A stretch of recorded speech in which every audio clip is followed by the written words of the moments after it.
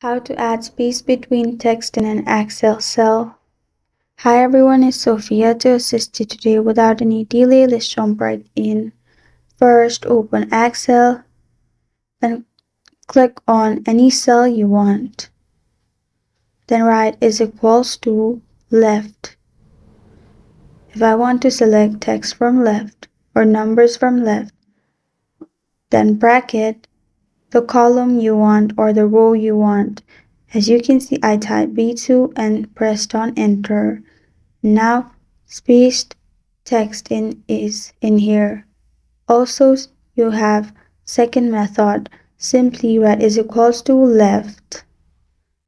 Then in brackets select your row. So you can see I chose B2 then B.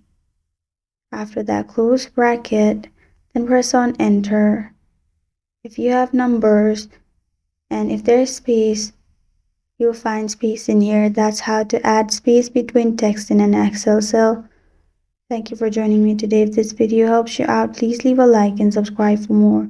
Got a question or want to suggest a topic? Comment below. I am Sophia signing off. Until next time.